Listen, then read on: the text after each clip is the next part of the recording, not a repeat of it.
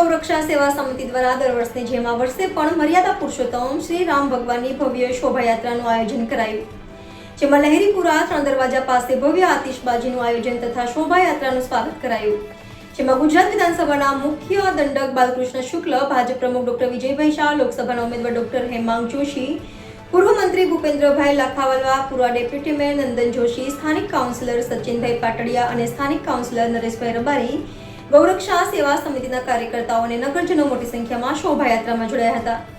Reporter આશીષ ન્યાતી, NN news, Vadodara. દર્શક મિત્રો, તમારી આસપાસ બની રહેલી અવનવી ઘટનાઓ વિશે જાણવા માટે NN ન્યૂઝને લાઈક કરો, શેર કરો, સબસ્ક્રાઇબ કરો અને બેલ આઇકન પ્રેસ કરો, જેથી આપને નોટિફિકેશન્સ મળતી રહે.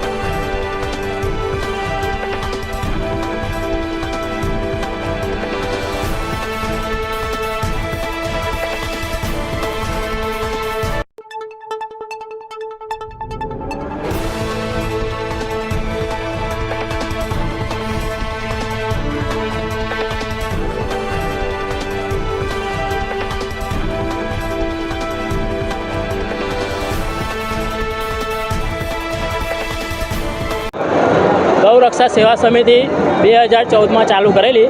2014થી લઈને આજે 2024 થાય છે. સલંગ 10 વર્ષથી અમે આ જ રીતે ભવ્ય શોભાયાત્રા કાઢતા હોઈએ છીએ. આ યાત્રા રંગમુખેશ્વર મંદિર વિહાર ચોકીથી થઈને ચોખંડી પહોંચે છે. ચોખંડીથી થઈને માંડવી પહોંચે છે. માંડવી થઈને લહેરીપુરા ગેન્ડી ગેટ પહોંચે છે. લહેરીપુરા પહોંચે છે. લહેરીપુરાથી લાલકોટ થઈને તારફળિયા રામજી મંદિરે સમાપન થાય છે. હું મિનેશ ગાયકવાડ, ગૌરક્ષા સેવા સમિતિ કાર્યકર્તા. બહુ જ સુંદર અને સરસ શોભાયાત્રા નીકળવામાં આવી છે. એકદમ ભવ્ય રામલલાની મૂર્તિ દેખાય છે અને જોવાથી એકદમ બહુ જ સરસ લાગી રહ્યું છે અને બહુ સરસ એ રહે છે. વડોદરાના જ છે, આયુર્વેદિકથી રહ્યું છે. અમે 12th સ્ટાન્ડર્ડમાં ચૈતાલી ચૌહાણ.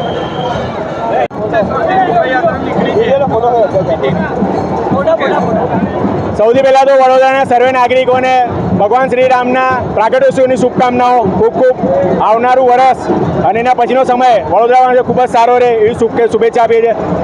2015થી ગૌરક્ષા સમિતિ સતત રામનવમીની શોભાયાત્રા કરી રહ્યું છે. એનો દર્શનાર્થનો લાભ, આનંદ ઉલ્લાસ દરેક વડોદરાવાસી લઈ રહ્યા છે. આગળ બી અમને આપ લોકોના આશીર્વાદ મળશે. અમે આ જ પ્રમાણે સારા કાર્યો કરતા રહીશું એવી અમે આશા રાખીએ છીએ. સાથે સાથે અમે એવું કહીએ છીએ કે ભાઈ અયોધ્યામાં ભગવાન નામનું ભવ્યથી ભવ્ય મંદિરનું નિર્માણ થયું છે. ભગવાન નામ એમાં બિરાજમાન થયા છે. કહેવાય છે ભગવાન નામ મર્યાદા પુરુષોત્તમ છે. એમને ઘણું બધું ત્યાગ આપ્યો છે. પોતાના કહે છે કે ભાઈ એમની પ્રતિષ્ઠા પ્રમાણે કે 14 વનવાસ. આજે આપણે એમનાથી એક શીખ લેવાની છે કે જે આજની યુવા પેઢી નશાખોરીના જે માર્ગ પર જઈ રહે છે એ છોડે અને ખરેખર સનાતન ધર્મનો જે માર્ગ છે એને અપનાવે. નશાખોરી છોડે, ભ્રષ્ટાચારી બી છોડે, શિક્ષણમાં આગળ વધે અને એ ઘણી બધી લાયકાતો છે જેમાં યુવા પેઢી આગળ આવવાની જરૂર છે.